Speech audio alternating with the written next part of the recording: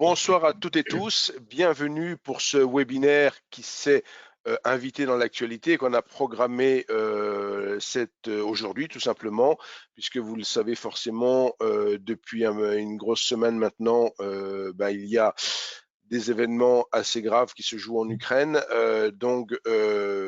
J'ai eu l'idée d'inviter Philippe Lermy pour nous parler de ce conflit et des conséquences de ce conflit sur les marchés. Pourquoi? Parce que tout simplement, il en parlera tout à l'heure, mais vous pourrez également aller sur la chaîne Vidéo Bourse, revoir une précédente intervention de Philippe. Moi, j'étais tombé par hasard parce que quand on fait Vidéo Bourse, c'est souvent des webinaires sur YouTube. Et quand on se promène sur YouTube, des fois, on tombe sur un direct qui est en cours. Et j'étais tombé tout à fait par hasard sur cette intervention de Philippe. J'en avais entendu une bonne partie. Et j'avais vu, et puis il fallait ce webinaire, si vous allez le revoir maintenant, il faut le remettre dans son contexte de l'époque, quand il a eu lieu, et ce que disait déjà à l'époque Philippe, bien avant que le conflit ne démarre.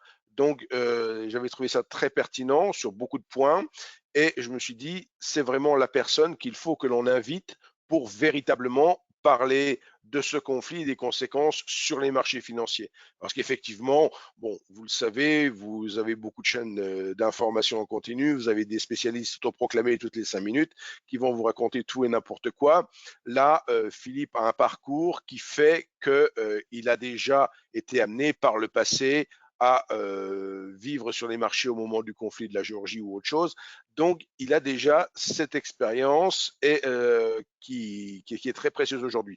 Et tous les outils qu'il utilise sont là aussi très utiles et ils ne sont pas forcément les outils habituels que les traders utilisent habituellement. Voilà, pour contextualiser un petit peu la raison de la venue aujourd'hui, enfin de l'invitation de M. Philippe Lermy pour ce webinaire, afin qu'il nous fasse un vrai décryptage de ce qui se passe et de ce que l'on peut avoir comme conséquence sur les marchés. Donc, sans plus tarder, et pour pas consommer le temps de parole, dirons-nous, à Philippe, je lui laisse maintenant la parole.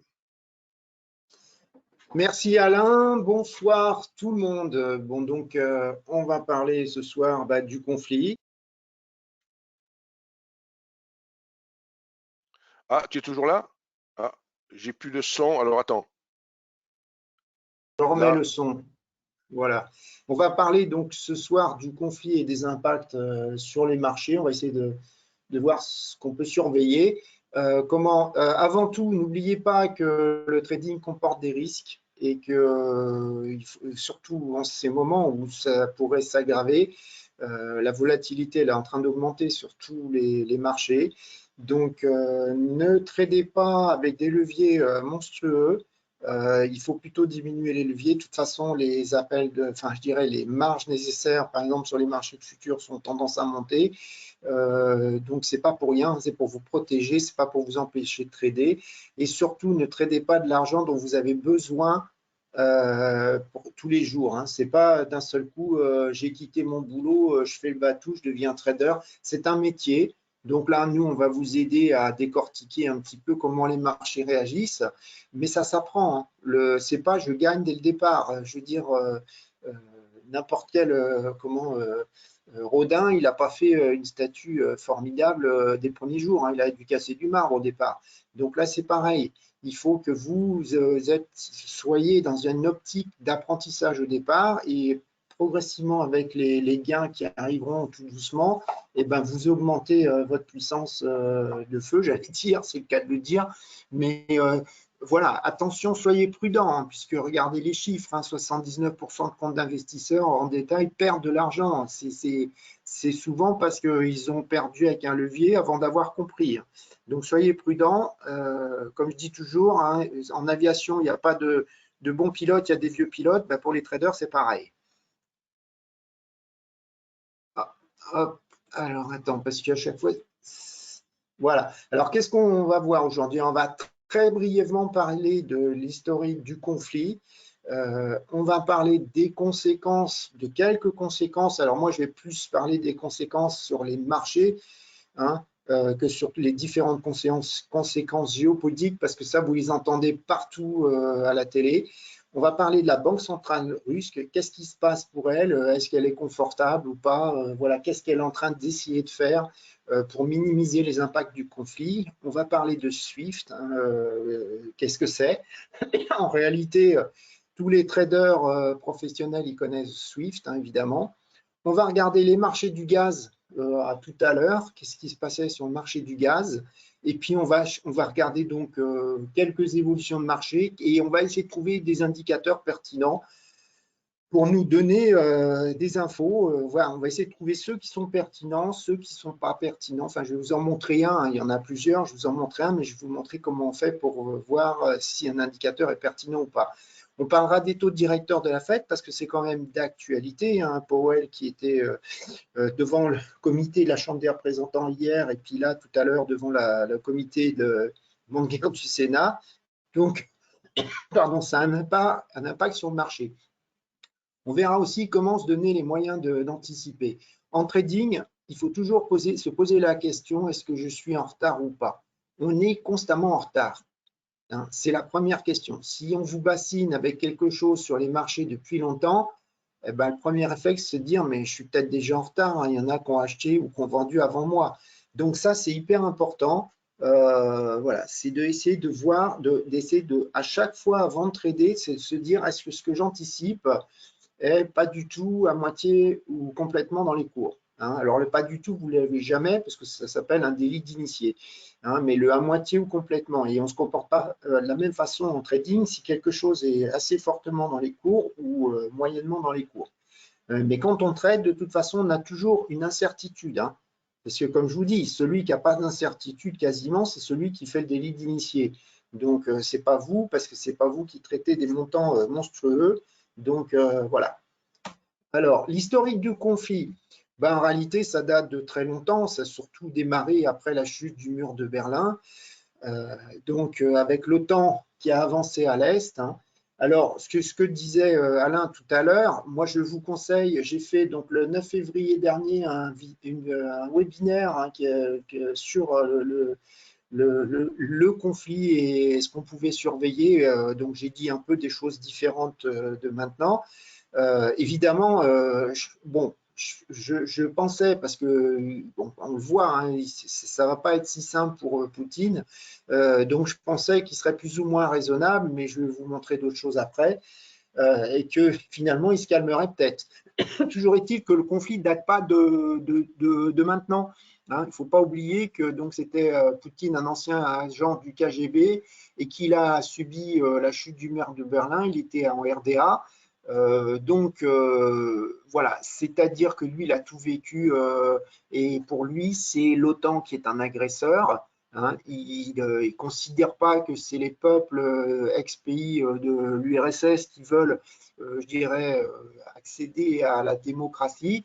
Pour lui, c'est nous qui allons vers l'Est et voilà. Donc c'est comme ça qu'il le voit, il en est intimement persuadé. Donc on a eu plein d'épisodes, donc la guerre en Tchétchénie, à Grozny, on a eu la Géorgie, qui voulait repousser l'invasion en Ossétie du Sud et en Abkhazie. Ça a échoué à cause de l'armée russe. Donc ça, c'était en 2008. Après, on a eu la prise de la Crimée en 2014. Avec les séparatistes pro-russes donc au Donbass, puis qui en fait avaient reculé avec l'armée ukrainienne, mais comme il y a eu des mercenaires, sûrement Wagner, qui sont arrivés, ça a inversé la donne, puisqu'il y avait des militaires sans insigne dans le Donbass. Donc la chose n'est pas nouvelle. Je veux dire, en réalité, ça ne date pas, comme je vous dis, et le problème, c'est vu que ça ne date pas, à la limite, son but, c'est quoi? Il n'a pas arrêté de le dire à Emmanuel Macron, c'est que pour lui, c'est restaurer l'empire soviétique tel qu'il était après l'ère de Lénine et surtout Staline. Donc, c'est comme ça qu'il le voit.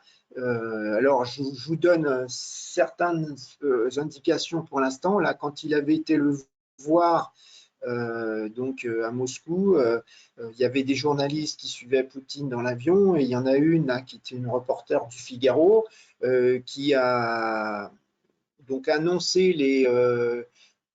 je dirais, les sentiments à chaud de Macron en retour de cette entrevue avec Poutine.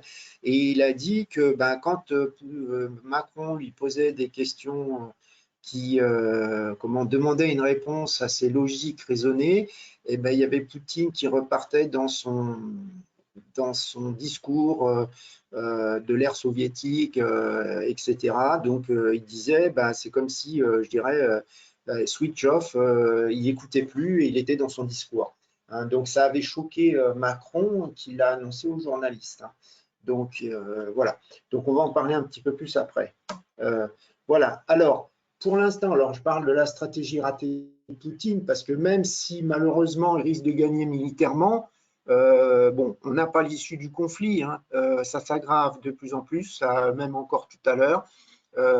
En tout cas, vous l'avez entendu, il y a eu plein de sanctions, saisie des avoirs et des biens des oligarques russes. Donc, il y en a qui avaient commencé à anticiper. Tous les bateaux sont en train d'aller aux Maldives.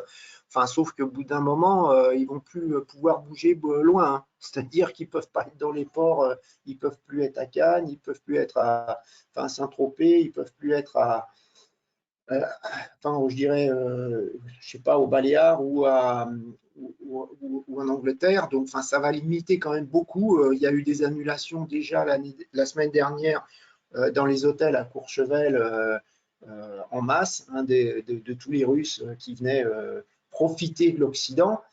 Donc voilà, ça quand même en train de les toucher assez fortement.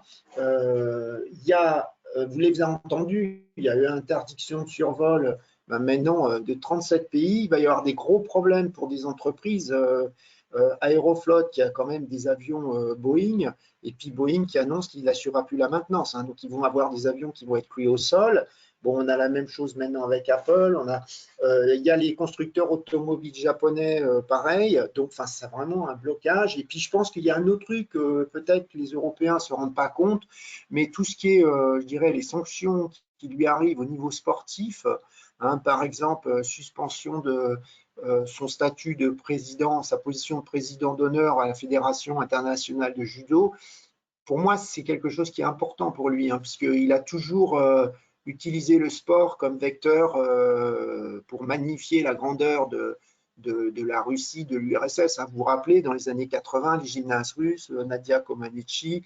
Donc, la grandeur de la Russie au niveau du sport international, c'est quelque chose d'hyper important.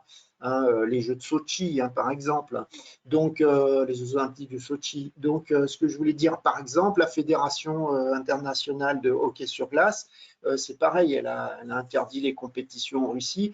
Le hockey sur glace, c'est hyper important. Hein. On a vu Poutine faire du hockey sur glace. Hein. Donc, je veux dire, tout ça, à mon avis, ça joue quand même beaucoup, hein, même si ce n'est pas des choses financières. Hein. Alors, évidemment, on est en train de tous se demander quelle pourrait être l'issue du conflit. Hein. Alors, on a entendu hier soir le marché, on va voir, a commencé à être positif, à remonter quand on a annoncé hier soir qu'il allait y avoir un deuxième round de négociations, donc à la frontière entre la Biélorussie et puis l'Ukraine. Donc Lavrov, le ministre de la Défense, qui est vraiment, qui va dans le même sens hein, que Poutine, qu'est-ce qu'il a dit? Je suis certain, je ne sais plus quand est-ce qu'il a dit, je crois que c'est ce matin, je suis certain que l'hystérie de l'Ouest passera. Nous sommes prêts pour le dialogue, mais sur une base de respect mutuel. L'Ukraine obtient ses ordres de Washington. Pourquoi l'Ouest déciderait de ce qui est nécessaire pour la sécurité de la Russie? On ne peut pas accepter une menace militaire de la part de l'Ukraine sur la Russie. Pour eux, c'est les Ukrainiens qui représentent une menace, notamment une menace nucléaire. C'est ce qu'ils sont en train de dire. Hein. Donc voilà, il est dans son discours de propagande, hein, c'est clair, initié par Poutine, hein, qui dit Zelensky préside une société où le nazisme est florissant. Donc voilà. Alors, je vous rappelle hein, quelque chose que j'ai dit il y a 15 jours sur TV Finance, le matin, quand on m'a interrogé sur le marché. Je disais que le marché sous-estimait le risque Ukraine et j'ai terminé, j'ai un peu hésité parce que ça faisait froid dans le dos. J'ai fait une citation récente de l'ancien oligarque russe qui est devenu dissident, M. Khodorkovsky. Hein. Alors, pour mémoire, c'était un vice-ministre en 1993, donc avant l'arrivée de Poutine au pouvoir, et après il était devenu donc le PDG de la compagnie pétrolière Yukos, hein, donc c'est un oligarque multimilliardaire. Donc, qu'est-ce qui s'est passé par Poutine? Il a été accusé de fraude fiscale, il a donc été enfermé en prison. Alors, on se rappelle, hein, c'est qu'il a essayé de le rendre fou en prison. Hein, la prison russe, ce n'est pas les prisons françaises. Hein. Donc, donc 10 ans de prison pour fraude fiscale. Alors, d'un seul coup, il a été relâché par Poutine. Alors, exactement, je ne sais pas pourquoi il l'a relâché. Toujours est-il que le jour où il l'a relâché, en 2013, il a dit que bon, il avait fait son temps, 10 ans de peine, c'était beaucoup, et surtout, il fallait le relâcher parce qu'il y avait la mère de Khodorkovsky qui était malade, donc il fallait être gentil. Hein. Voilà, donc c'est Poutine le gentil qui a emprisonné le mec 10 ans et puis qui le relâche. Hein. Donc, mais il y avait une condition, c'est qu'il devait demander la grâce du président. Demander la grâce, ça veut dire tout simplement qu'il accepte, enfin, qu'il acceptait d'être coupable. Donc Khodorkovsky, depuis, donc, est exilé à Londres. Hein, et là, il nous a prévenu avant le conflit. Hein, et c'est ce que j'avais dit donc, pour terminer il y a 15 jours devant TV Finance, hein, devant les caméras. Qu'est-ce que j'avais dit? Les citations de Khodorkovsky qui nous avait prévenu là. Poutine pense que les conflits ne se résolvent que par la violence. Pour l'instant, on en a la preuve.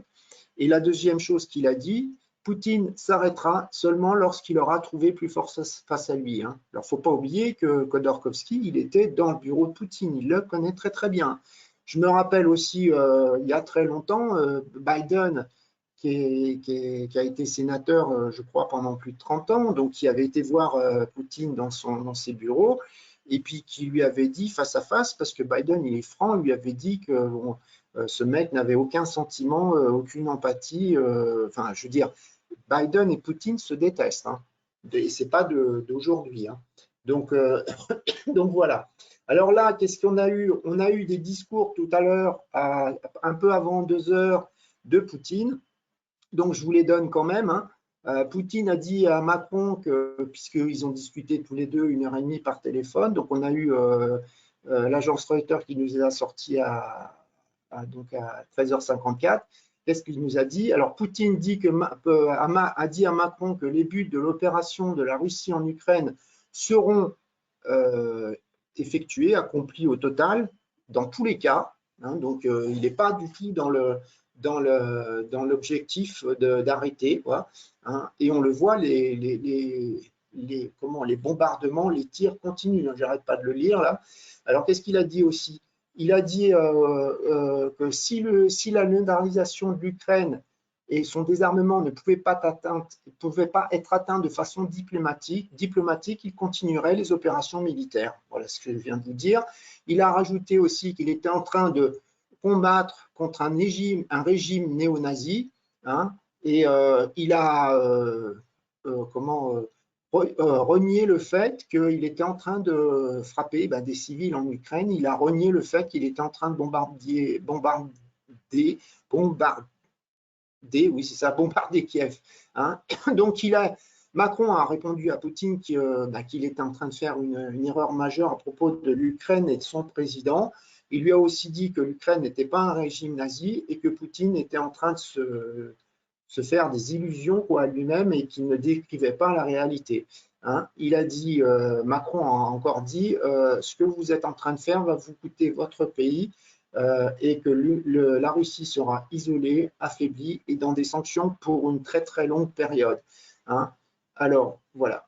Il n'y a rien eu de réassurant dans les discours de Poutine à Macron.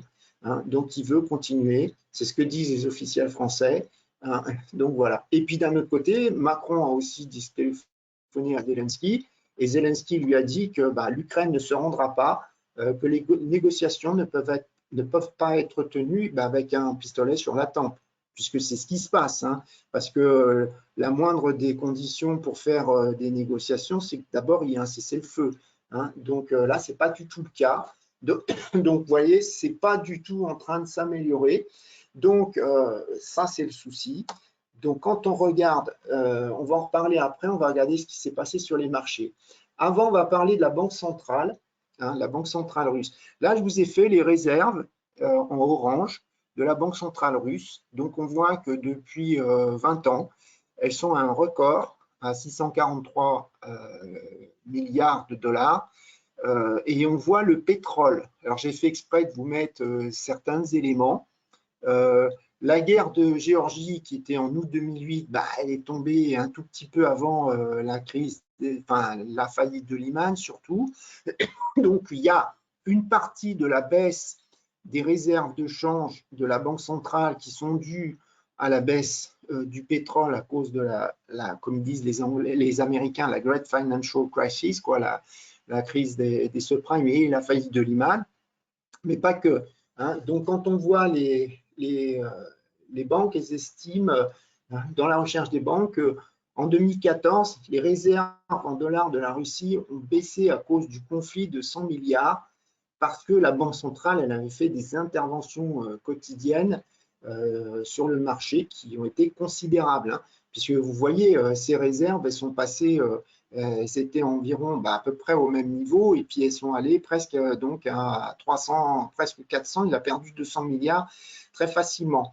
Hein. Alors on voit que dans l'annexe, ça c'était en 2014, je suis en train de mélanger ce que je vous disais, c'était là, hein, qu'elle a perdu 100 milliards. Là, donc, il y a eu la guerre, la Géorgie, mais je pense plus que c'est, comme je vous disais, la crise des subprimes. Et là, il y a eu le pétrole qui a baissé, mais comme je vous disais, il y a eu une partie qui a été due donc à l'annexion de la Crimée.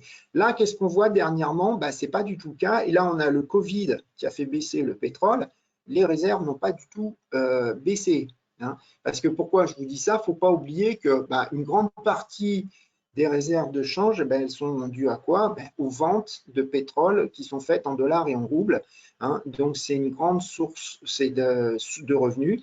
Tout simplement, hein, c'est ça qui fait, c'est la hausse du pétrole qui a rendu la Banque centrale russe plus forte. Donc là, le graphe, comme vous voyez, il est arrêté au 18 février. Tout à l'heure, donc il y a eu la Banque centrale russe qui a annoncé à nouveau ses réserves. Alors, ce qui est assez comique, hein, parce que ça, c'est exactement le même montant, 643 milliards 200 millions. Alors ça, je trouve ça quand même assez... donc, réserve calculée au 25 février. Hein. Donc, 25 février, l'invasion, c'est le 24. Alors, on pourrait se dire c'est un peu possible parce que si tu n'as qu'un seul jour de conflit et qu'il n'y a pas encore des mesures qui sont prises, on pourrait se dire que c'est normal qu'elles soient au même montant. Comment? Alors, qu'est-ce qui se passe? Pourquoi la Russie, quelque part, elle est dans une position très, très favorable d'un point de vue financier? C'est parce que le fait que ces 643 milliards de dollars, ils excèdent très, très largement toute la dette externe de la Russie, c'est-à-dire quand on prend la dette du gouvernement, la dette des banques, la dette de la Banque centrale, elle a quand même aussi des dettes, et puis d'autres secteurs, et de loin. Hein. Donc, c'est ça qui fait qu'entre autres, ils ont une position à court terme qui est très, très forte, hein, sans parler des mesures. Hein. Après, qu'est-ce qui se passe? En fait, ces réserves, elles ne sont pas à 100% en dollars. Hein, il ne faut pas l'oublier. Hein. Alors, on regarde. Là, ça date de juin 2020. Ça vient de la Banque centrale russe. Hein, c'est les derniers chiffres de juin 2021. C'était comparé juin 2020 à juin 2021. Et on voit que il y avait une grosse proportion qui était en euros. Et finalement, ils avaient plus d'euros que de dollars, hein, puisque les 643 milliards, c'est un équivalent en dollars. Hein. On voit qu'il y a une grosse proportion en euros, qu'il y avait une grosse proportion en dollars. Et puis là, en gris clair, livre sterling, et en gris foncé, pardon, et gris clair, Other. Donc ça, théoriquement, avec Swift qui est bloqué, ça passe plus, c'est fini. Hein. Donc à court terme, ça c'est fini. Donc si voilà, ça c'est fini. Alors ce qui se passe, c'est que dans la réalité, la Banque centrale russe, depuis longtemps, parce que quand vous avez des réserves en dollars, après vous les placez, hein, vous ne gardez pas les dollars comme ça dans vos comptes. Vous les placez par exemple en obligations du Trésor américain. Depuis elle a quasiment des réserves en obligations du Trésor américain qui sont égales à zéro, quasiment à zéro. Hein. Donc, on ne pourrait pas dire qu'il y a des ventes massives de US Treasuries qui font que les cours des US Treasuries vont baisser parce que c'est une banque centrale, ça fait beaucoup, 640 milliards, mais en fait, il n'y a plus d'obligations du Trésor il y a eu une forte baisse, elle a vendu énormément en 2018. Donc déjà, il y a ça. Maintenant, il faut que je vous explique aussi autre chose avant de passer au graphe après.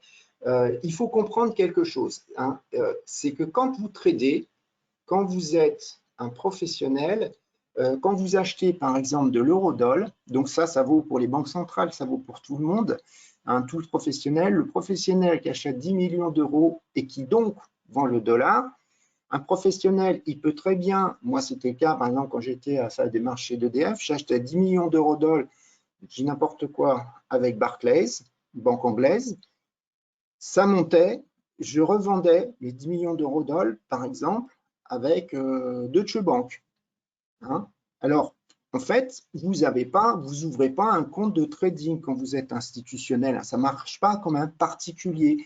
Le marché d'échange, le nom l'indique, c'est un marché où on fait un échange. Ça veut dire quand vous achetez l'euro, vous vendez du dollar. Qu'est-ce qui se passe concrètement? Eh bien, en fait, ce qui se passe, c'est que si vous achetez l'euro, c'est un marché au comptant. Donc, comptant, ça veut dire règlement, livraison, J+2. Hein, c'est comme vous, hein, je dirais, vous payez quelque chose, vous allez être livré par Amazon dans 2 jours. Et le règlement, si vous avez une carte bleue, carte Visa, crédit différé, ben, le règlement, ça sera à la fin du mois. Voyez, donc là, même la livraison, les dates de livraison règlement sont décalées, mais l'eurodoll, date de règlement livraison, ce qui est standard, enfin les devises, à part quelques exceptions, les devises, c'est J+2. Qu'est-ce qui se passe? Ben, ça veut dire quoi? Si un trader achète 10 millions d'eurodoll, dans 2 jours, les comptes, la trésorerie, que ce soit un hedge fund, que ce soit une banque centrale, que ce soit un mutual fund, que ce soit une entreprise multinationale, la trésorerie va recevoir donc 10 millions d'euros.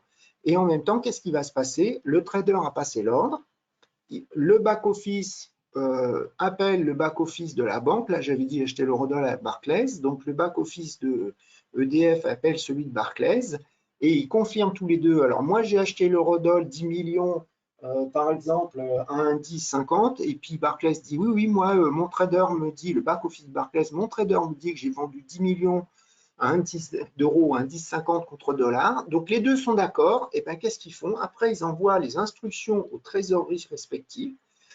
Donc, moi, de mon côté, c'était la trésorerie d'EDF et Barclays, c'était la trésorerie de la banque. Et la trésorerie de la banque, qu'est-ce qu'elle fait? Eh bien, elle fait des SWIFT. Hein, on arrive au SWIFT parce que là, d'un seul coup, les traders particuliers découvrent un truc qui s'appelle SWIFT. Tout le marché, pas que pour les obligations, pas que pour le Forex, tout le marché fonctionne avec des SWIFT. C'est un truc qui est certifié, c'est un moyen de faire des transferts bancaires. Donc, c'est des virements bancaires. Donc, en fait, qu'est-ce qui se passe? EDF donc faisait un virement de dollars. Hein, donc, on débite le compte dollar de 11 millions 50 000 dollars si on est un 10,50. Hein, et on attend un virement de la trésorerie de la Barclays de 10 millions d'euros. Donc ça, c'est des instructions SWIFT. Qu'est-ce qui se passe? Ce qu'il faut que vous compreniez, et c'est pour ça qu'on peut saisir, par exemple, les monnaies de la Banque centrale russe, c'est que les monnaies ne traversent pas les pays. Hein, ça veut dire quoi? Ça veut dire que quand vous ouvrez un compte, alors Alain, tu dois pouvoir me le préciser, regarde les gens, l'argent, quand quelqu'un domicilie le compte, s'il veut un compte en dollars, Alain? Ah, il est parti, Alain.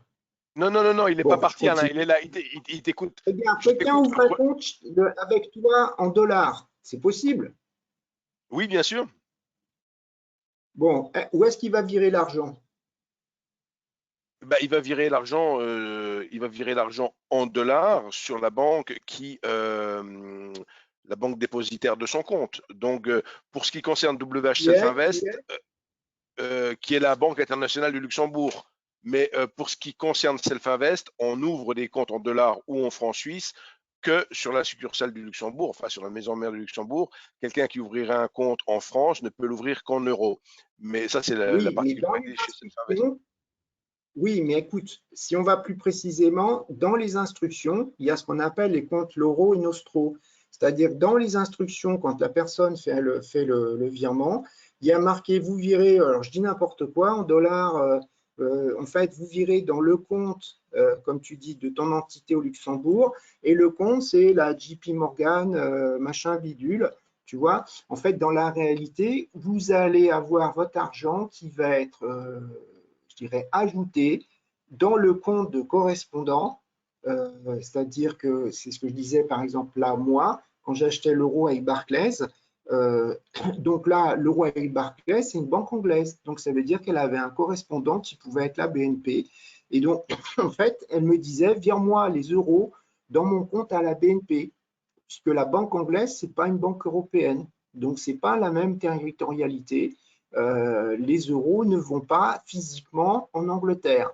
Hein, et là, c'est pareil. Quand moi, j'allais virer, donc donner les dollars, les 11 millions, comme je disais, 50 000 dollars à Barclays, en réalité, la Barclays me dit, ben, c'est mon compte JP Morgan, voilà, je te donne les références. C'est comme ça que ça marche. Regarde, toi, c'est souvent ça. Tu mets un numéro, tu donnes l'IBAN de la banque et le gars marque son numéro de sous-compte, je dirais. Et c'est pour ça que c'est hyper important de marquer votre numéro de compte parce que sinon, ça va dans les comptes de la banque et puis le trésorier de la banque américaine, il ne sait pas d'où ça vient, il ne sait pas qui c'est. Donc, ça, voilà. Je suis en train de vous dire quoi? C'est qu'en réalité, les monnaies ne traversent pas les frontières. Hein, c'est ça qu'il faut comprendre. Si vous ouvrez un compte, par exemple, en dollars à la BNP, en réalité, c'est le compte de correspondant de la BNP, comme je vous disais, qui est par exemple à la JP Morgan.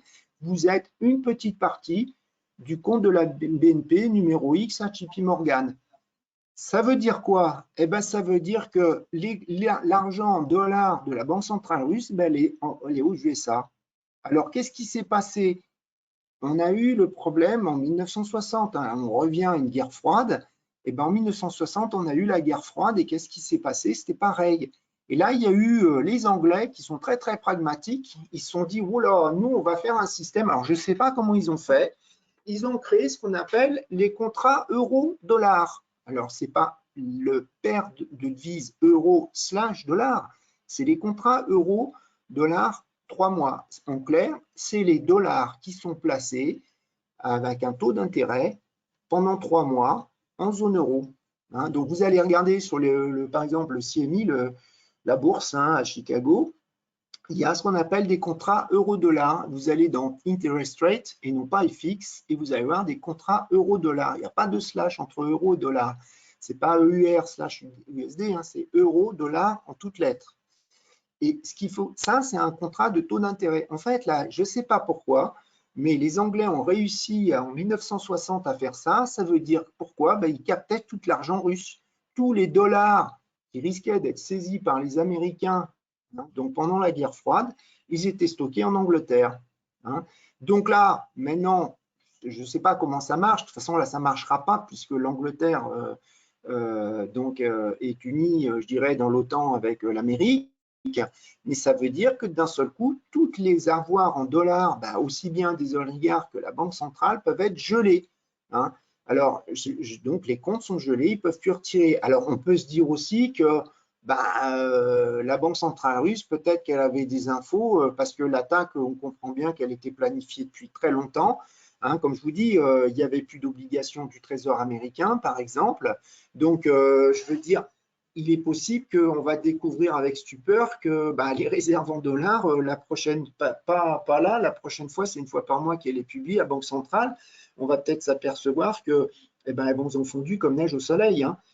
Après, il ne faut pas oublier un truc, on va en parler après avec Swift. Elle va essayer de contourner, c'est évident. Hein, et plus le temps va avancer, plus elle va arriver à trouver des contournements. Hein. Donc là, regardez, je vous ai mis à droite la distribution géographique des avoirs telle qu'elle est. Attendez, j'ai perdu l'écran là. Telle qu'elle était, telle qu'elle était affichée, si vous voulez, par la Banque centrale elle-même, un russe. Hein. Donc en 2021. Hein. Donc ce qu'on voit, c'est que vous voyez, j'ai mis des croix où tout ce qui peut être, entre guillemets, bloqué, quoi. Hein. Tout ce qui peut être bloqué. Donc, si les chiffres sont restés les mêmes, ils ont sûrement diminué. il lui reste plus que 27%, 21,7% en or qu'elle peut utiliser. Il lui reste plus que 13,1, 13,8% suivant les deux graphes.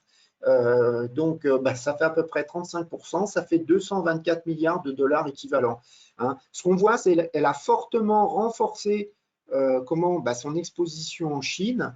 Et puis, ce qu'on voit aussi, c'est que depuis, finalement, sa part en or, elle est plus forte que sa part en dollars. Hein. C'est ce qui se passe tout récemment. Donc, là, on le voit même dans le graphe de gauche. Hein. Donc, voilà. Donc, alors, ce qu'il faut comprendre aussi, c'est que le reste qui devient bloqué, eh ben, ils sont inefficaces pour empêcher la dépréciation du rouble contre le dollar, hein, puisqu'il faut qu'elle puisse traiter du dollar si elle veut empêcher que le rouble baisse. Hein. Il faut qu'elle vende le dollar et qu'elle achète le rouble. Hein. Donc ça, c'est un truc, voilà, parce que c'est quand même du jamais vu de voir il y avait eu la Syrie qui était bloquée sur SWIFT, mais il n'y a pas eu beaucoup de pays, la Corée du Nord, mais il y a voilà, un pays aussi grand que c'est la première fois que ça arrive. Hein. Donc voilà. Alors il y a SWIFT qui n'est pas bloqué pour les paiements du gaz russe hein, pour l'instant, ça je vous le dis. Après c'est pareil, hein. La Russie, son intérêt c'est quand même de vendre du gaz parce que ça représente le gaz qui est vendu en Europe, c'est 50% de ses revenus du gaz. Hein. Donc elle le bloque, ça la bloque elle aussi quand même, il ne faut pas l'oublier. Hein. On lui donne 100 milliards d'euros par an de revenus avec le gaz, sachant que son budget russe militaire, apparemment, il est de 60 milliards. Hein. Donc on lui paye toute son armée presque deux fois chaque année. Voilà. Alors, on voit quand même qu'elle est attaquée. Hein. Ils ont beau dire, moi je le vois parce que je vois plein de choses. Déjà, qu'est-ce qu'elle a fait? Bon, vous l'avez entendu, elle a tout de suite monté ses taux directeurs pour essayer de rendre attractifs les placements, que les gens achètent du rouble. Hein. Elle les a montés aussitôt de 9,5 à 20%. Qu'est-ce qu'elle a fait? Elle a augmenté les prêts aux banques russes, elle leur a diminué les impératifs de réserve obligatoire. Les banques commerciales sont obligées d'avoir un minimum, un coussin de sécurité. Hein. C'est comme vous, hein. Quand vous tradez, vous avez un coussin de sécurité. Quand vous avez une position, il y a un calcul de marge. Elle, c'est pareil. Une banque, elle a un calcul de marge. Quand elle fait un crédit, quand vous mettez de l'argent dans ses comptes, dans vos comptes à vue, elle a aussi ce qu'on appelle des réserves obligatoires. Donc, elle a diminué le montant minimum de réserves obligatoires pour les banques russes. Elle leur a prêté énormément. Il y a des, comme on dit, alors elle le fait lors des adjudications, c'est des repos, repurchase agreement. Là, par exemple, elle fait des coûts de 3 000 milliards de roubles. Donc, 3 000 milliards de roubles, vous le divisez par 100, hein, puisque maintenant, c'est divisé par 100. Là, par exemple, ce matin, elle a fait 5,3 milliards. Elle a prêté 5,3 milliards aux banques en dollars. Hein. Donc, elle n'arrête pas, c'est ce que j'arrête pas de le lire. Qu'est-ce qui se passe? Donc, elle prête énormément aux banques commerciales. Qu'est-ce qu'elle a fait aussi? Alors, il y a eu des interventions sur le Forex, évidemment. Elle essaye de contrer. Donc, c'est pour ça qu'on va en parler après. Mais de toute façon, plus le temps avance, si on prend le dollar-rouble comme indicateur, maintenant, il devient complètement faux. Hein. Il ne vous informe pas de l'aggravation ou de l'amélioration de la situation géopolitique. Donc, il devient de moins en moins efficace. J'ai une question là. Toi Alain, est-ce que vous proposez le dollar-rouble en CFD, par exemple? Je suis toujours là. Hein.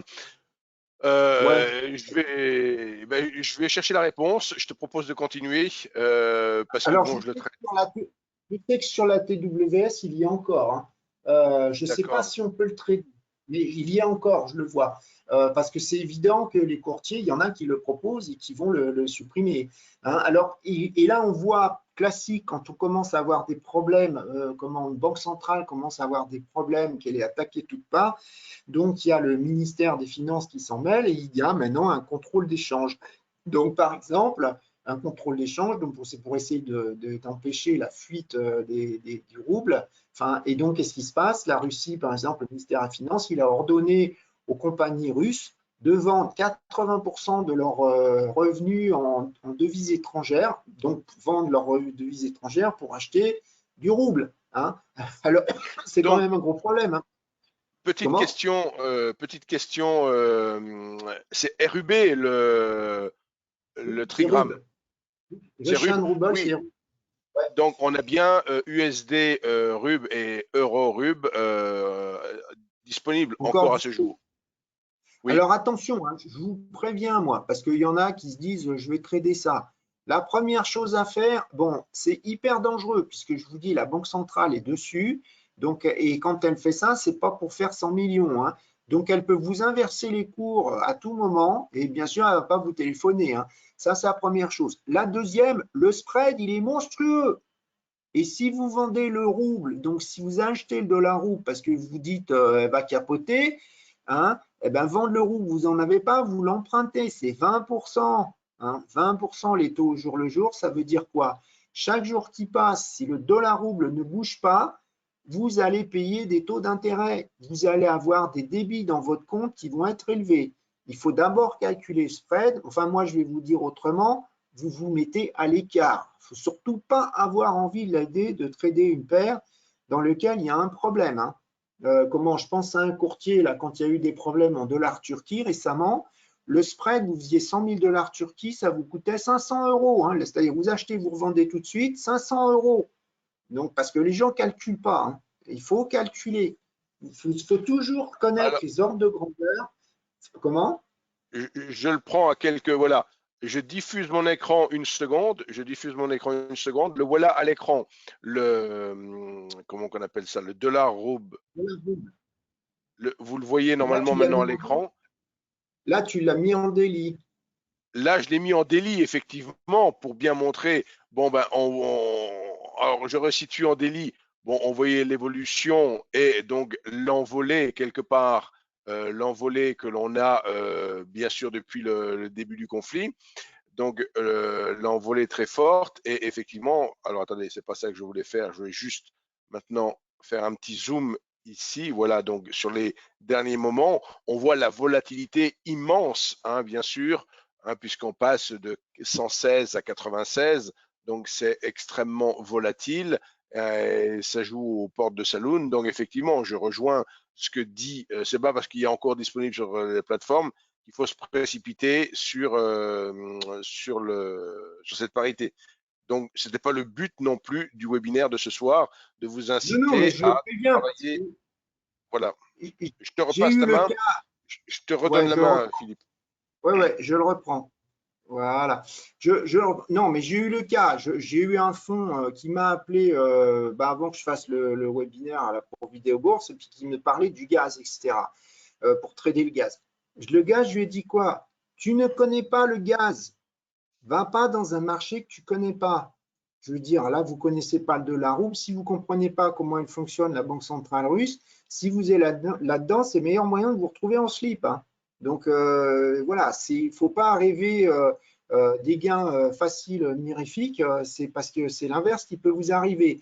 Donc, je veux dire, quand on ne connaît pas, on ne touche pas. La première chose, c'est qu'on commence à essayer de comprendre comment ça fonctionne. Hein. Comment voilà. Qu'est-ce qui se passe? Qu'est-ce que je veux dire? Donc voilà, je vais passer sur l'autre. Alors pareil, hein, dans les contrôles, le RTS, donc l'indice et les marchés dérivés, ils sont toujours fermés. Hein. Là, évidemment, c'est pour masquer le truc. Je sais que la Banque centrale, c'est évident ce qui va se passer, c'est qu'à l'ouverture, la réouverture du marché des actions russes, elle va acheter. Hein. Mais déjà, elle l'a dit, je crois qu'elle l'avait fait là, le tout premier jour, enfin juste avant, elle va acheter les actions russes. Hein. Donc, c'est pareil, le marché des actions russes, il est complètement faussé. Alors, attends, j'essaie de changer d'écran. Voilà. Donc, Swift. Donc, Swift, c'est des messages comme ça. Alors, vous voyez, c'est pas très sexy. Là, c'était un gars qui est en train de faire un virement. Hein, donc, c'était le bénéficiaire, c'était Monsieur Jean-Marie Ackerman. Hein, et puis, celui qui lui envoyait des sous, c'était le fils de Yadoula, Monsieur Massoud Jassari, et puis qui lui envoyait donc la coquette somme de 84 millions d'euros. Hein. Donc ça, c'est un MT199, c'est le code du message. les codes sur le Forex, c'est MT200. Donc, c'est des messages qui sont sécurisés. Ce qu'il faut comprendre, c'est qu'on peut très bien envoyer de l'eurodoll par d'autres moyens, enfin des devises, des actifs, que SWIFT, c'est-à-dire qu'on peut le faire par fax, on peut le faire par téléphone, hein, les instructions de virement, on peut les annoncer, sauf qu'il n'y a aucune sécurité. Si vous voulez, SWIFT, il joue quand même l'intermédiaire et donc c'est validé juridiquement. Voilà, si vous faites ça par téléphone ou par fax, ça n'a aucune valeur. Ce qu'il ne faut pas oublier, hein, c'est que la Banque centrale russe, évidemment, l'hégémonie du dollar, ça n'a jamais plu à la Russie, hein, ça n'a jamais plu non plus à la Chine, ça fait une force aux Américains sans précédent. On le voit maintenant, hein, parce que la Banque centrale, elle a quand même beaucoup de difficultés. Hein. Qu'est-ce qui se passe? Il y a donc la Banque centrale russe. Donc là, je l'ai fait la copie boîte d'écran à droite du site de la Banque centrale russe. Depuis longtemps, elle a créé un système qui s'appelle SPFS. Je ne sais pas pourquoi j'écris SFPS. SPFS, et donc qui est un système pareil, similaire donc à SWIFT. Et il y a déjà 2000 contreparties dessus. Il ne faut pas l'oublier. Alors, 2000, c'est rien, hein, parce que SWIFT, c'est 11 000. SWIFT, c'est 11 000 contreparties. Et c'est 200 pays. Mais enfin, si elle a les 2000 principales qui l'intéressent, ça peut passer. Hein. Bon, je sais qu'il y a aussi un système un petit peu homologue en Chine. Bon, c'est évident qu'elle va préférer le sien, puisque comme ça, elle a la maîtrise. Hein. Alors, quels sont les impacts de SWIFT? Eh bien, elle ne va plus pouvoir vendre son gaz en dollars. Enfin, alors, vendre son gaz, j'exagère, parce que les SWIFT ont été, sauf les SWIFT pour le gaz, elle ne va plus vendre certains produits, je dirais, ni recevoir des paiements en dollars, en euros, en sterling et en yens, hein, puisque tous font le blocage des entités russes. Hein. Alors, c'est évident qu'il va y avoir des montages financiers, hein, parce que quand on va faire ces principes du blanchiment d'argent, c'est ce qu'on appelle une lessiveuse, c'est-à-dire qu'il y a tellement de sociétés écrans qu'on n'arrive pas à savoir que le destinataire final, c'est la Russie. Mais ça met du temps à mettre en place. Hein. Donc, je veux dire, ils sont sûrement en train de commencer à faire ça, mais il va y avoir des flux qui vont arriver de partout. Bon, le problème, c'est que si c'est des flux énormes et puis ils viennent d'un paradis fiscal, bon, ça va quand même poser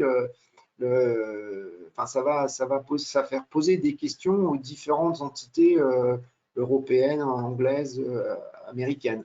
Hein. Alors, SWIFT, c'est une arme à double tranchant, hein, parce que ça veut dire que vous ne pouvez plus faire de virements, mais vous ne pouvez plus non plus être payé. Donc, en fait, tous, on va le subir, hein, puisqu'il y a des paiements qui ne seront pas faits pour certaines sociétés. Donc là, moi, c'est ce que j'avais entendu. Hein, au niveau des entreprises du CAC, je crois qu'il y en a 35 qui ont je dirais, des activités avec la Russie. Donc, ça veut dire que c'est perte nette. Hein. Là, si on saisit les bateaux des oligarques, Renault, qui a des usines Dacia en Russie, c'est au revoir. Hein. L'usine, c'est fini. Alors, Renault a sorti que de toute façon, ils avaient arrêté l'usine, mais tu peux dire adieu à l'usine. Hein. Donc, comment ça peut quand même poser beaucoup de problèmes. Hein. Voilà. Alors, qu'est-ce qui se passe? Dans les autres impacts financiers, il n'y a pas que SWIFT. Du coup, les conséquences, il y a plein par exemple, des grands émetteurs d'indices. Alors, pour vous, ça ne vous dit rien. Il y a MSCI, Barra, il y a JP Morgan qui sont des grands émetteurs d'indices émergents, des indices Action Monde, etc. Mais là, ce qui nous compte, c'est les émergents. Ces indices, ils servent à quoi? De référence à tous des fonds, des mutual funds. Alors, je vous rappelle que les mutual funds, c'est beaucoup plus gros, c'est 25 fois plus gros que les hedge funds.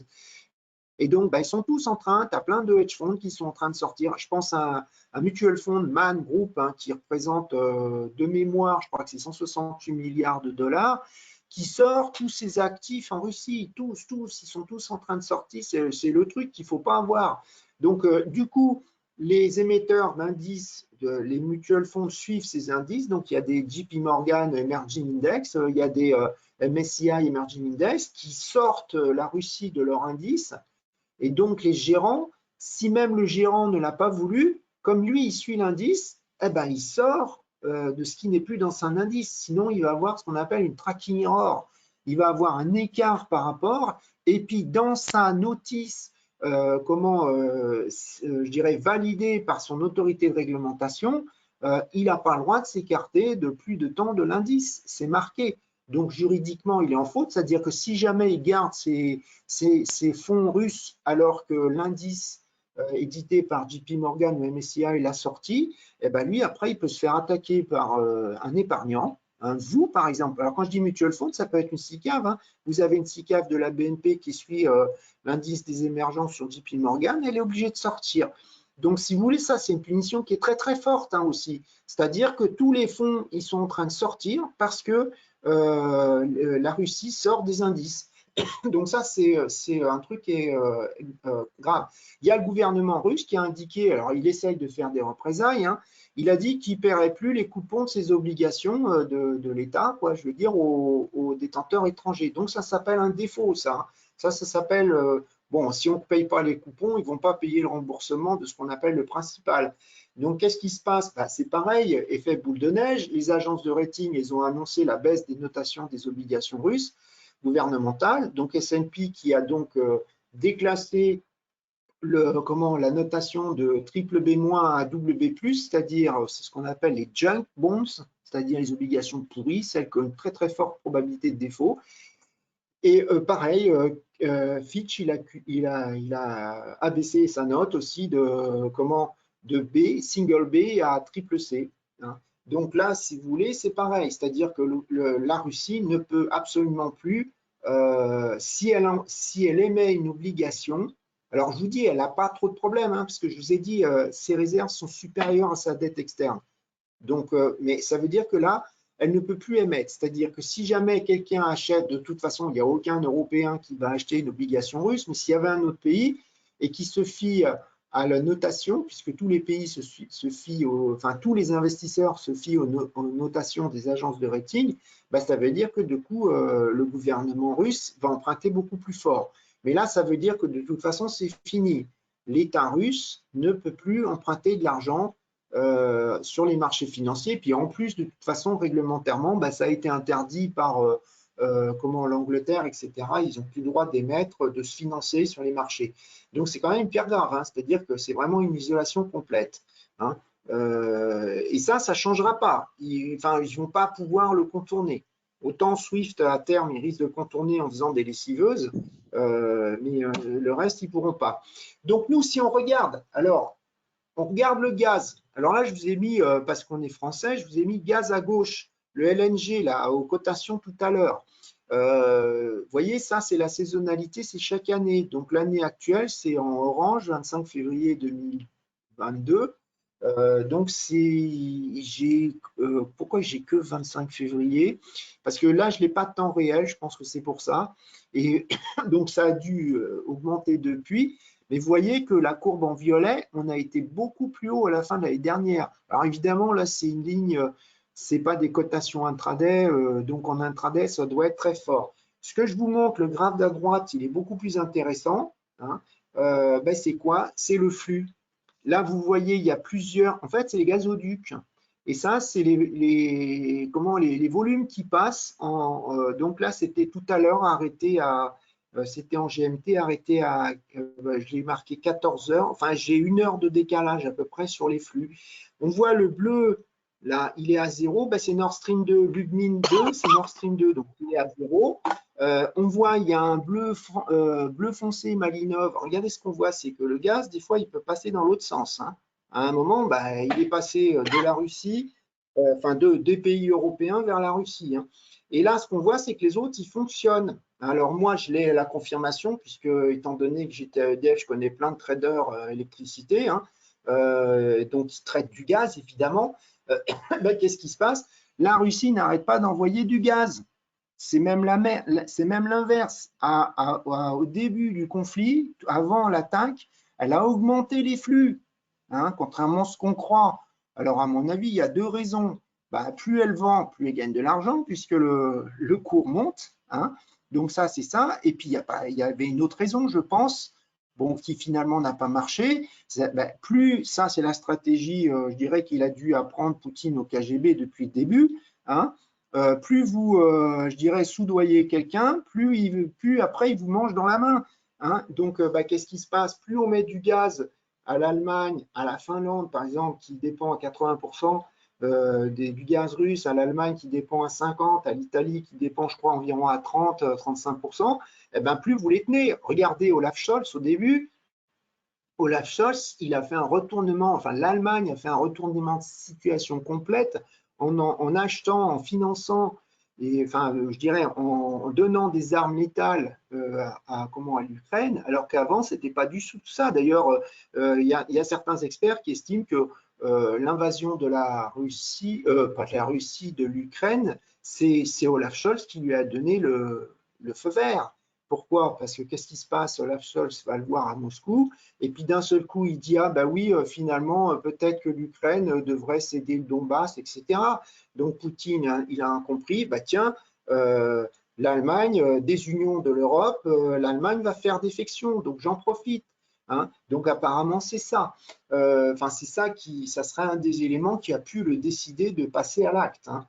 Donc voilà. Alors, ce qui se passe, les flux, c'est un super indicateur, hein, presque plus que les cours, hein, je pense. Sauf que là, moi, je ne les ai pas en temps réel. Bon, il faudrait que je prenne un abonnement, etc. Donc, sur les Reuters, je vais vous en parler. Mais à mon avis, c'est un truc plus important. Vous voyez, j'ai carrément les flux russes. Alors, évidemment, moi, je ne les connais pas. C'est-à-dire que c'est pareil. Après, il faut les connaître. Évidemment que je ne les connais pas parce que je n'ai jamais eu la situation. Mais je cherche des indicateurs pour me donner le plus vite possible comment le marché peut bouger. Hein. Toujours est-il que les flux de gaz ne sont pas coupés, hein, parce que c'est quand même aussi l'intérêt de la Russie. Hein. Donc voilà.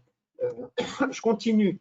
Alors avant de continuer d'aller sur les marchés, je voulais vous présenter les formations. Donc là, moi, dans les formations, je vous explique comment fonctionnent tous les institutionnels. Il faut savoir que quand on est gros, bah, c'est des fois un avantage, mais des fois, c'est des inconvénients. Hein. Donc moi, j'ai été très, très petit, j'ai commencé particulier. J'ai été très, très gros. L'avantage, c'est que je connais les deux. Avantage et inconvénient. Vous, le matin, vous vous levez, vous avez envie de ne pas trader, bah, vous ne tradez pas. Moi, quand j'étais à EDF, je gérais un book de 10 milliards d'options. Si je ne comprends pas le marché, que ça part contre moi, les 10 milliards, on les a parce que c'est des actifs. Hein. Ben, je me le prends dans la figure. Et tant que je me trompe, je me trompe. Hein. Donc, c'est des fois pas cool du tout.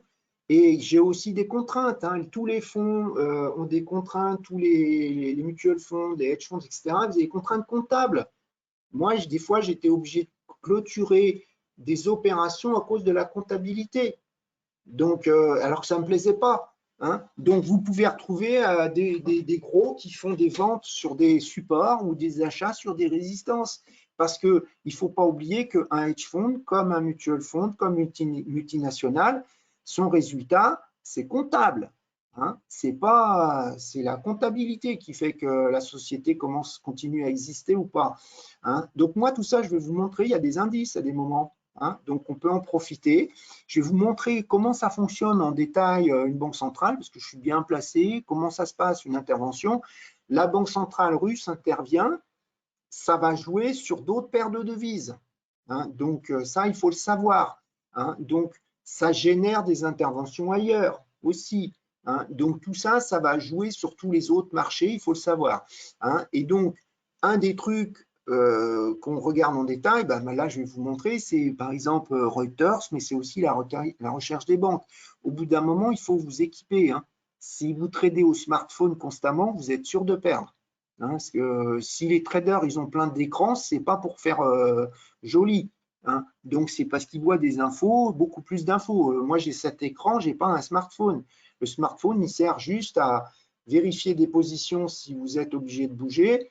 À la rigueur clôturer une position, mais surtout pas en initier. Hein. Donc, il faut vous équiper. Hein. Voilà. Donc, la formation, elle dure à peu près 6 mois. C'est un cours à 2 cours par semaine entre votre disponibilité et la mienne. Il n'y a aucun cours qui est annulé. Ils sont tous reportés si vous avez un inconvénient, un souci. Il n'y a pas de problème. Hein. Il n'y a pas de justification. Tout est enregistré, je veux dire, c'est que des cours particuliers, ils sont enregistrés, vous avez la vidéo, vous posez les questions que vous voulez. Moi, je vais vous montrer les trucs hyper importants. On n'aura pas le temps de tout voir, hein, ça c'est évident.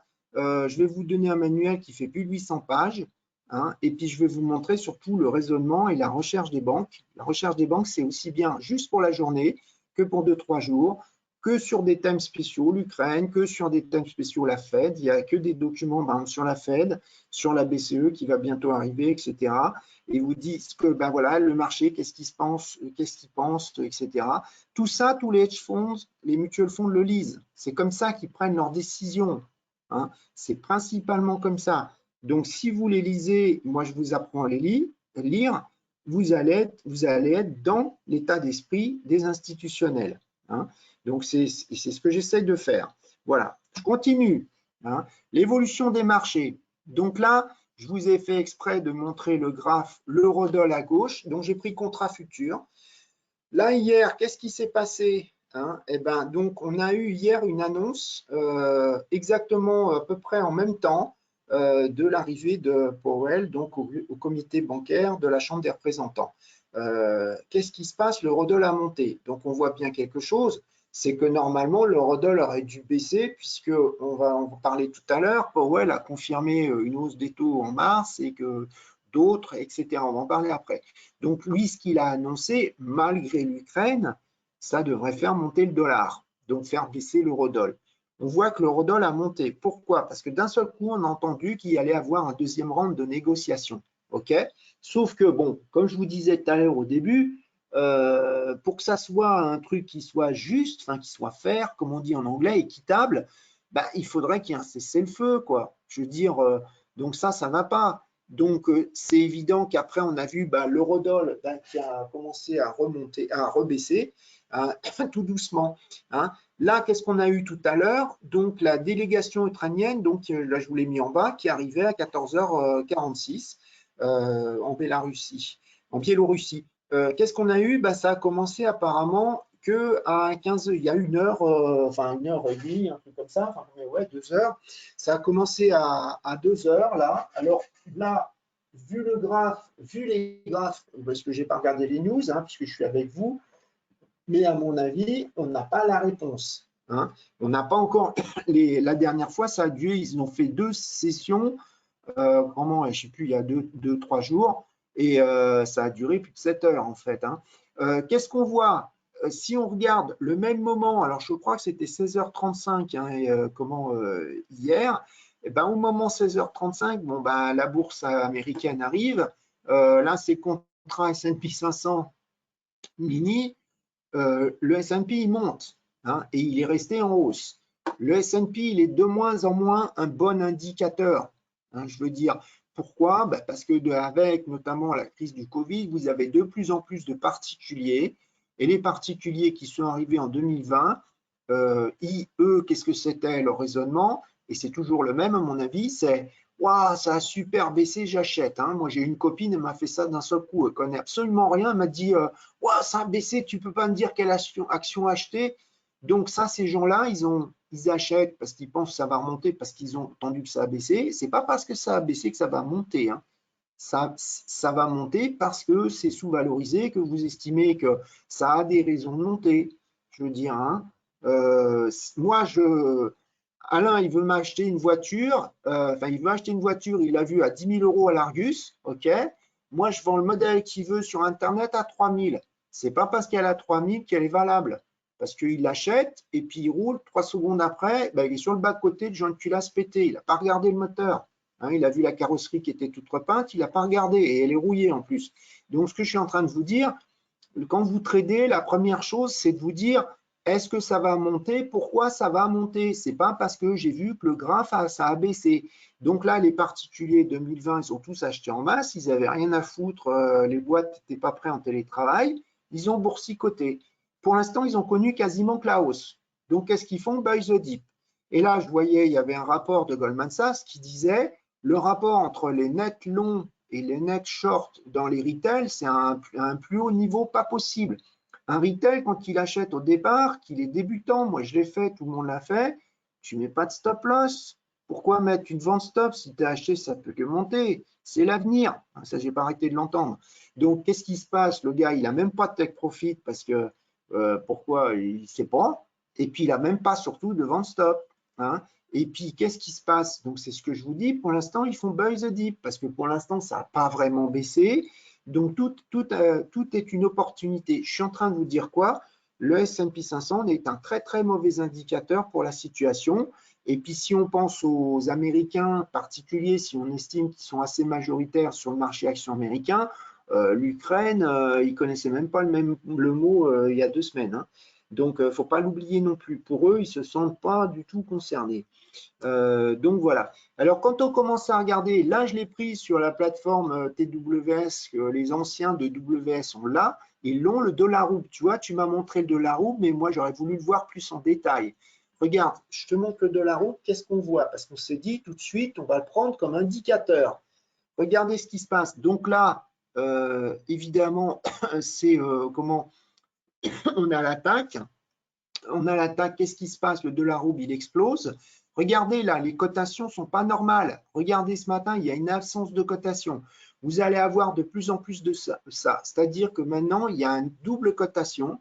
Il y a une cotation du rouble à Moscou, onshore, et il y a une cotation offshore. Hein. Donc, c'est de moins en moins fiable. Le dollar rouble, on ne peut plus l'utiliser. Et en plus, je vous ai dit, tu as la Banque centrale qui vient dessus.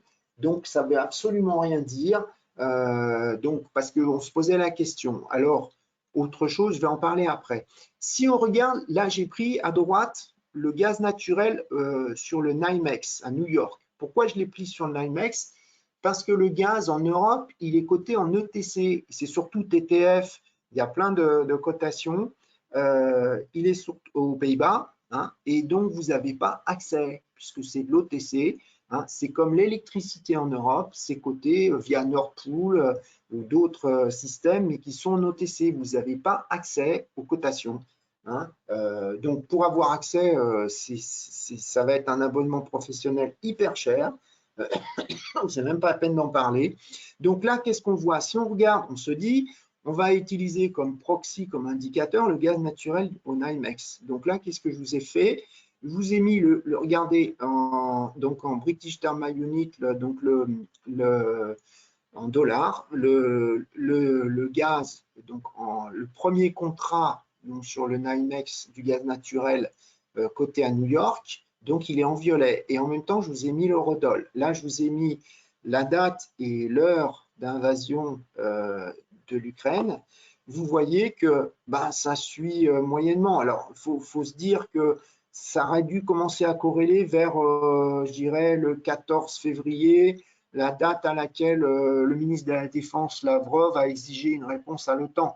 Hein, donc, ça, sur les demandes, les 8 points qu'avait demandé Poutine. Donc, en fait, ce qui se passe, on voit qu'il n'y a pas vraiment, regardez là tout à l'heure, ça montait, alors les graphes, ils sont arrêtés, ils sont arrêtés à quelle heure? Je n'arrive pas à voir le truc avec le truc, mais ça m'enlève. Voilà, les graphes, ils sont arrêtés à 14 heures, non pas à 14 heures, enfin environ, quoi. Et donc, qu'est-ce qui se passe? Mais là, je suis en GMT, je vois.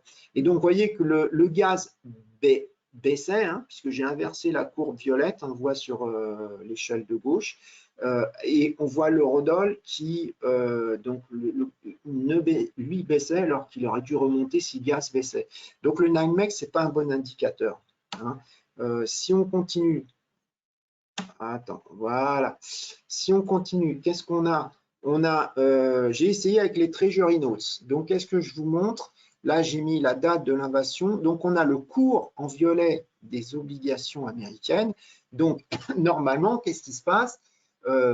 Quand la Fed va monter ses taux, les cours ils baissent des T-Notes. Là, c'est le T-Notes futur, hein, les contrats futurs que vous pouvez trader. Hein. C'est abordable même pour un particulier, les contrats futurs sur les obligations américaines. L'eurodoll, qu'est-ce qu'on voit dans la courbe? Qu'est-ce que j'ai fait? Normalement, habituellement, sans conflit, l'eurodoll, les T-Notes, ils baissent et l'eurodoll, ils baissent. Et quand on se retrouve avec un conflit, les obligations américaines, c'est ça la vraie valeur refuge. Hein. On n'achète pas du dollar pour avoir du dollar. On achète, quand on est institutionnel, des obligations américaines. Et bien ça s'inverse. Donc on le voit. Là, c'est pour ça que je vous ai mis date de l'invasion. Et on voit qu'il y a d'un seul coup une corrélation inverse, là dans le vert, qui se crée entre le cours de l'obligation. Le cours de l'obligation monte, l'eurodoll se casse la gueule. Qu'est-ce qu'on voit depuis hier, l'audition de Powell au Sénat? eh ben, il n'y a plus de corrélation. C'est logique puisqu'il a annoncé, il a confirmé au moins une hausse des taux, on va en parler après. Donc, du coup, c'est l'effet taux qui revient.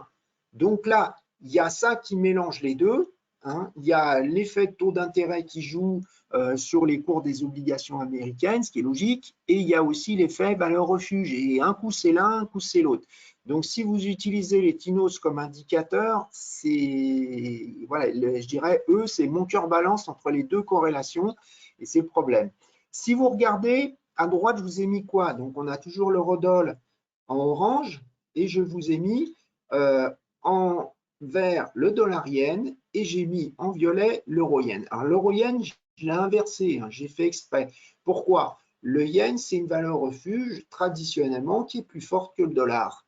Donc, normalement, le dollar yen, il va baisser. Donc, le dollar yen va baisser. Donc, comme j'ai inversé, vous voyez, l'échelle pour être dans le même sens que l'eurodoll, vous voyez bien que ça monte quand on baisse dans l'échelle. Donc, si normalement le dollar yen baisse, le yen dollar monte, hein, la courbe. Donc, je veux dire, donc, qu'est-ce qui se passe? Ce que je veux dire, c'est qu'on voit, ce qu'on voit, c'est que, en fait, non, j'ai inversé le yen pour voir si le yen montait, donc pendant l'eurodoll montait, on voit que non. Là, on voit que le yen a monté, mais que l'euro yen n'a pas baissé, donc le yen n'a pas monté, il a monté avec le dollar, mais il n'a pas monté avec l'euro. Donc voilà, c'est pas, le yen n'a pas l'air d'être un bel indicateur pour voir si la crise s'aggrave. Si on continue, hop, attendez, j'arrive pas à changer de page. Donc là, je vous ai mis quoi? En orange à gauche, je vous ai mis le basket rouble, puisque la Banque centrale russe, elle surveille la valeur de sa monnaie, non pas contre le dollar rouble ou l'euro rouble, mais contre un panier de monnaie qui comprend du dollar et du rouble. C'est ça, son vrai indicateur pour ses décisions d'intervention. Donc là, je vous ai vu les vrais points. Donc là, Poutine qui accusait l'OTAN, Lavrov qui exigeait une réponse, la réponse, vous voyez, de l'OTAN qui était une fin de non-recevoir. Hein. Et puis là, les USA qui pensaient qu'elle allait invadir, et puis l'invasion. Vous voyez que dans l'invasion, le basket, il a complètement pas bougé. Donc, en fait, ça veut dire la Banque centrale, elle a essayé de complètement neutraliser. On ne sait pas combien, elle a dû dépenser beaucoup, puisque déjà, quand il y avait la guerre de Crimée, elle avait beaucoup perdu. On a vu qu'elle avait perdu au total plus de 100 milliards, mais ça va durer, hein. Comment pas 15 jours. Donc là, regarde, je vous ai mis l'euro zloty. Pourquoi? L'euro zloty, il est un petit peu moins, le zloty, il est un petit peu moins contrôlé par la Banque centrale. Normalement, c'est la loi de l'offre et de la demande. Elle n'intervient pas comme la Banque centrale russe. Hein. Et puis les zloty, ils sont en première ligne. Hein. Il ne faut pas l'oublier. Les Polonais se sont fait massacrer pendant la Seconde Guerre mondiale par les Russes. Donc, je veux dire, c'est évident que ils sont en première ligne. Donc, vous voyez que l'euro zloty monte en vert, donc ça veut dire que le zloty baisse. Là, j'ai fait exprès à droite, regardez, qu'est-ce que je vous ai fait? Je vous ai mis pas que l'euro zloty en orange, je vous ai mis l'euro l'euro zloty, je l'ai inversé. Hein, donc, quand le violet descend, ça veut dire que le zloty s'affaiblit. Hein, c'est ça que ça veut dire. Alors, pourquoi je n'ai pas regardé juste euro zloty et euro doll? Parce que si vous regardez euro-doll et euro zloty, il y a deux éléments qui sont, dans les deux paires, vous avez de l'euro. Donc, si dans les deux paires, vous avez de l'euro, si l'euro baisse, mais si c'est l'euro qui fait baisser l'euro-doll, si c'est l'euro qui fait baisser l'euro zloty, elles vont être très, très corrélées. Donc, je vous ai mis en même temps le dollar zloty. Hein, donc, que j'ai inversé aussi. Hein, et regardez, vous avez une super corrélation. Donc, le zloty, il vous fait un bel indicateur pour vous dire comment ça se passe. On voit que là, lui, il est en train de se stabiliser, ce que ne fait pas l'eurodoll. Hein. Mais on voit qu'il est en train de se stabiliser, qu'il remonte tout, ce que ne fait pas l'eurodoll. C'est comme ça hein, qu'on fait pour chercher des indicateurs. Et il ne faut pas oublier que les corrélations, ça change constamment. Donc là, si jamais il y avait une résolution des conflits, eh ben, d'un seul coup, les corrélations disparaissent. Ouais, bon, c'est mal barré, mais c'est comme ça que ça se passe. Hein. Donc, qu'est-ce qui se passe? Je vous parle aussi des anticipations de hausse de taux, puisque finalement, tout ça, c'est en train d'impacter tous les marchés, de remettre en cause les décisions des banques centrales. Hein. Là, regardez ce que je vous ai mis, c'est l'anticipation des hausses de taux qui était prévue pour la prochaine réunion de la Banque centrale le 16 mars prochain. Donc, le graphe de gauche, c'était le 11 février, c'est-à-dire juste après la publication de l'inflation aux États-Unis, qui était un record de 40 ans à 7,5%. Et on avait les opérateurs, les Fed Funds futures, c'est tradé, donc sur les Fed Funds futures, c'est tradé principalement par les primary dealers, hein, qui tradent des obligations du Trésor américain. Et ben, ils anticipaient, ils étaient, je dirais, suivant le prix qu'ils payaient, à 94, presque 93,8% de hausse de taux pour le prochain meeting, donc dans 13 jours, le 16 mars. Qu'est-ce qui s'est passé? Petit à petit, ça a commencé à baisser. Le 18 février, vous voyez qu'il n'y avait plus que 32,7% des opérateurs qui pensaient de hausse de taux. Et puis, vous voyez que maintenant, avec ce qui se passe, et ben maintenant, il n'y a plus que 99,8, enfin, il n'y a plus que, c'est même l'inverse. Maintenant, tu en as 0,2% qui sont en train de penser que les taux vont rester inchangés, alors qu'avant, c'était 0%. Et qu'il n'y en a plus aucun qui pense à deux hausses de taux. Hein. Donc, ça a complètement changé, donc à cause de ça. Alors, j'avais pris les déclarations tout à l'heure de Powell. Je ne sais pas où je les ai mises. Attendez, je vais peut-être les voir là. Voilà, les déclarations de Powell. Qu'est-ce qu'il a dit déjà hier? Il a dit qu'on va s'engager. C'est pour ça qu'il y a une décorrélation des T-notes à ce moment-là, hein, et qui a pu peser aussi sur l'eurodoll, hein, je ne cache pas le contraire. Il a dit, je pense qu'on doit s'engager, on a besoin de s'engager dans une série de hausses de taux et de laisser notre bilan de la Banque centrale se réduire, hein, donc ce qu'on appelle le quantitative tightening. Donc, vous voyez, pour l'instant, il dit ça. Il a dit que si l'inflation reste à des niveaux élevés, il faudra qu'on monte fasse deux hausses de taux lors d'un meeting. Il n'a pas dit mars, hein, mais il a dit qu'il faudra le faire. Hein. Il a dit qu'il s'attend à ce que dans 2 semaines, les taux directeurs vont monter, donc c'est acté, hein, et qu'il y aura une série de hausses de taux cette année, mais étant donné la situation en Ukraine, on va procéder de façon précautionneuse. Hein. L'Ukraine est un game changer et on sera avec eux, il a dit, pour une très très longue période de temps potentiellement. Donc, vous voyez, il a annoncé la hausse de taux, une hausse de taux pour mars, et il est encore avec un raisonnement de hausse de taux assez forte. Il n'est pas en train de dire qu'il n'y aura pas du tout de hausse de taux à cause de l'Ukraine. Hein. Alors, tout à l'heure, qu'est-ce qu'il a dit à 4h30? Il a dit que la hausse des prix des commodités est en train de pousser, les matières premières est en train de pousser l'inflation plus haut, que la Fed doit être attentive, humble dans un environnement difficile, qu'il y aura des pressions à la hausse sur l'inflation pendant un bon moment. Donc voilà. Et donc il a dit, qu'est-ce qu'il a dit d'autre? Voilà, la tâche pour la Fed est de retirer l'assouplissement quantitatif, hein, la politique d'injection de liquidité, à une allure qui permettra à l'économie de pouvoir continuer sans problème. Hein. Et il dit, pour lui, alors je pense qu'il parle du marché, il dit qu'il y a des hausses de taux qui ont été anticipées, mais vraiment très à très court terme. Donc, et lui, il dit qu'il s'attend. Ah non, là, je vous dis des bêtises, c'est Evans qui a parlé aussi, mais hier. Et Evans, donc, c'est une personne qui est vraiment plutôt, comme on dit, dovish en faveur de non-hausse de taux.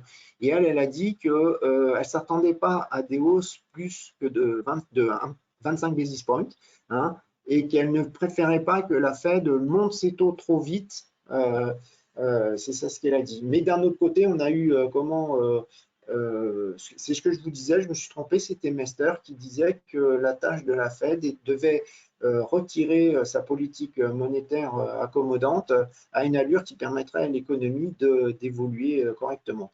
Hein. Donc, le discours, il reste haussier taux d'intérêt. Hein. Donc, ça, voilà, il y a peut-être des traders actions, des traders sur en tout cas sur les obligations qui sont dit avec l'Ukraine, voilà, ça va remettre en cause la hausse des taux de la Fed. Pour l'instant, ce n'est pas le cas. Hein. Alors, il est évident qu'on va avoir la réunion de la BCE, ça ne va pas être la même histoire, et c'est logique, puisque nous, on est beaucoup plus impactés, puisque l'Allemagne est impactée beaucoup plus forte, l'Italie, donc je veux dire, c'est évident que la BCE risque d'être encore plus prudente. Donc ça ne va pas dans le sens de l'euro. Hein. Donc ça, il faut le prendre en compte. Hein. Alors regardez, dans tout ce que je vous disais, il faut vous donner les moyens. Donc c'est ce que je disais, vous voyez, moi j'utilise extensivement Reuters, c'est une application professionnelle, ce n'est pas le site web, c'est vraiment une application, vous téléchargez, vous faites des workspaces et surtout vous faites par exemple des lecteurs de news avec des mots-clés. Là, vous voyez, j'ai fait un lecteur de news où il y a le basket, ça c'est le basket, ce n'est pas la valeur du rouble. Regardez, le gouvernement ukrainien, l'OTAN. Donc l'avantage c'est quoi? Moi, je ne lis pas les news. Quand il y a un sujet qui comprend ces mots-clés, j'ai une alerte et j'ai juste à lire que les trucs qui m'intéressent. Parce que maintenant, le problème, c'est que trop d'infos, tout l'info. Et si vous allez sur des sites classiques, je ne vais pas citer des noms, vous allez passer votre vie à jouer avec votre roulette, à balayer pour essayer de trouver, vous perdez un temps monstrueux. Moi, je n'ai pas besoin. Je trie et en fait, c'est moi qui fais le tri en fonction de l'actualité. Hein. Je veux dire, là, j'ai mis autant Ukraine. Et puis, quand c'était les élections anticipées en avril 2018 en Italie, je mettais Di Maio, Salvini. Vous mettez les noms des gens. La Fed, je mets les noms des membres de la Fed. Et comme ça, en 30 secondes, j'ai les trucs. Là, qu'est-ce que je vous montre? Le 23 février à 18h37, donc la veille de l'invasion de l'Ukraine, regardez ce qu'il y avait écrit. Les forces russes sont étendues autour de l'Ukraine et sont aussi prêtes qu'elles peuvent l'être, à 80% en position en avant, prêtes à partir selon un officiel de la défense américaine. Peu avant, j'avais eu un autre message donc qui venait de la défense américaine aussi, qui disait qu'ils avaient détecté, alors je ne sais pas comment, l'envoi de poches de sang proche du front. Et ça, ils ont dit, c'est une preuve d'attaque. Parce que quand on fait des exercices militaires, on n'envoie pas des poches de sang. Hein, donc ça, Alain, il pourra nous le dire. Donc ce que je veux dire, c'est j'étais au courant. Et l'attaque, elle a été donc perpétrée plus tard, donc à 3h51, vous aviez l'info comme quoi Poutine avait autorisé donc son opération spéciale militaire dans le Donbass, donc en disant que ces opérations avaient pour but de protéger la population.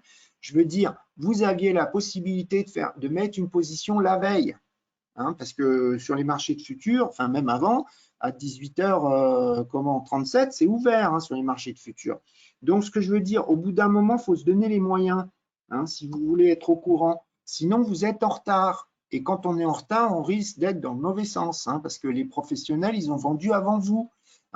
Donc là, ça, c'est l'avantage. Moi, j'ai plein d'infos, j'ai tous les discours qui tombent en temps réel, que ce soit du ministre de la Défense, du porte-parole de Poutine, que ce soit les différents au gouvernement en Ukraine, etc.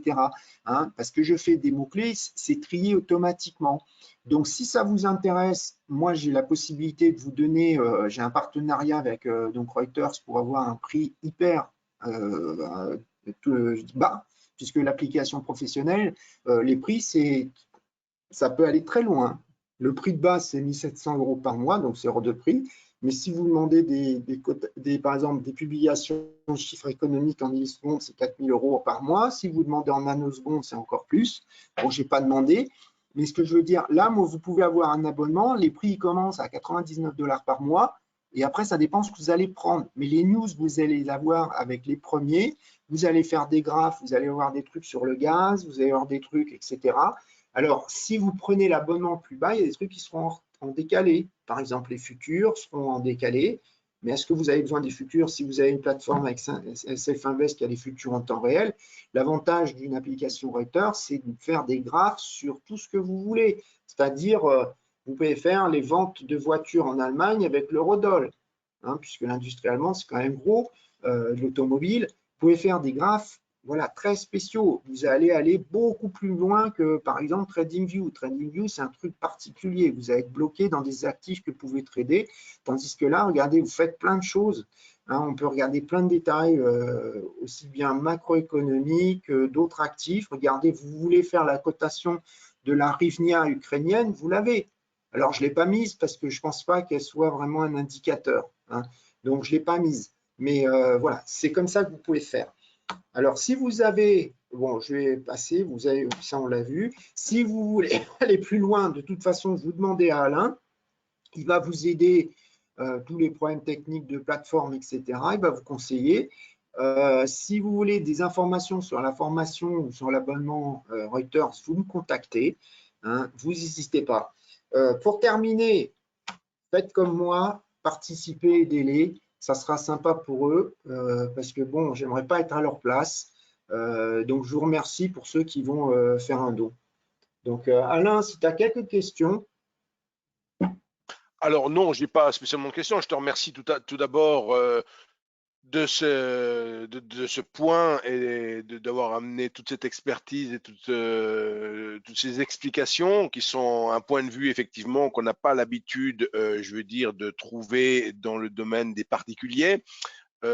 Et c'est très précieux de savoir qu'on peut effectivement disposer au moins de cette information au travers de Reuters pour être informé, pas forcément avant tout le monde, mais au moins en même temps que les professionnels. Donc, c'est quand même un gros Oui. plus.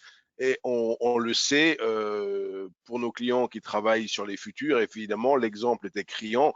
Si on a l'information à 18h37 la veille, on peut quand même prendre des dispositions. Au-delà de ça, effectivement, dans cette fameuse nuit où ça a un petit peu secoué, effectivement, il y a eu beaucoup de clients qui ont été en appel de marge. Donc ça, on ne peut pas dire le contraire. Et quand on est en appel de marge, eh bien, on ferme les positions manu militari, je dirais. Donc voilà, ce Bah, c'est qu'il faut. une protection. C'est une Oui, c'est une protection pour les protection. gens. Et pour le broker aussi, Oui, c'est accessoirement. ouais, bien sûr. Mais il faut en tirer une leçon. Hein. C'est pas normal d'être en appel de marge. Moi, j'ai été dans le passé en appel de marge, c'est-à-dire quand je débutais, que je faisais n'importe quoi. Je veux dire, si vous êtes en appel de marge, bon, ça n'existe pas sur les côtés professionnels, mais ça serait, par exemple, un trader qui n'a pas mis un. Moi, quand j'étais à la banque, j'étais chef trader, obligation de mettre un stop loss. Et le stop loss, il était avec l'entrée en position. Hein. C'est pas j'achète et je mets mon stop loss 10 secondes après, enfin même une seconde après. Il est intégré dans la prise de position. Pourquoi? Ben, un jour, il suffit qu'on apprenne un truc hyper grave au moment où vous avez acheté. Moi, ça m'est arrivé, hein, j'ai acheté, pouf, 10 secondes après, une seconde après, j'ai eu panne de connexion Internet. Hein. Là, moi, qu'est-ce qui s'est passé? J'avais des positions, mais c'est des positions options. J'ai eu une coupure Internet le soir, là. Le soir du 23, j'ai eu une coupure, elle n'a pas duré longtemps, mais j'ai eu une coupure Internet. J'étais bien content. Il faut toujours penser au pire, parce que quand vous tradez souvent, un jour, le pire, le pas de bol, vous l'avez. Hein. Donc, il faut considérer que si vous avez un appel de marge, comme tu dis, c'est que votre levier était trop fort, hein, et en tout cas que votre stop loss n'était pas bien situé. Ça ne doit pas recommencer. Hein. Vas-y, je te laisse la parole. Merci encore Philippe. Ben, écoute, merci aussi pour ta réactivité, pour avoir pu te libérer et nous faire ce webinaire ce soir en pleine actualité évidemment, pour apporter des précisions à toutes les personnes qui l'auront suivi en direct, mais qui le suivront aussi en différé, puisqu'on est toujours en mode enregistré. J'ai pas encore coupé l'enregistrement, donc effectivement, n'hésitez pas à revenir vers Philippe ou vers moi suivant les questions que vous pouvez avoir au vu de ce webinaire. Et ce sera bien sûr un plaisir de vous renseigner. Voilà, pour ma part, je ne peux encore que remercier Philippe et souhaiter à tout le monde d'être prudent, puisque je pense que c'était le message central de ce webinaire, c'est qu'effectivement, au-delà de tout ce que l'on peut anticiper suite à ce conflit, on peut bien sûr insister sur la notion d'être prudent, voire de ne pas travailler sur la fameuse parité que l'on a illustrée tout à l'heure, en montrant les trous de cotation qu'il peut y avoir dedans, que c'est du gruyère et qu'on ne peut pas travailler sereinement dans avec un tel actif. Voilà, merci Philippe, bonne soirée à toutes et tous et je vais donc stopper l'enregistrement. Alors,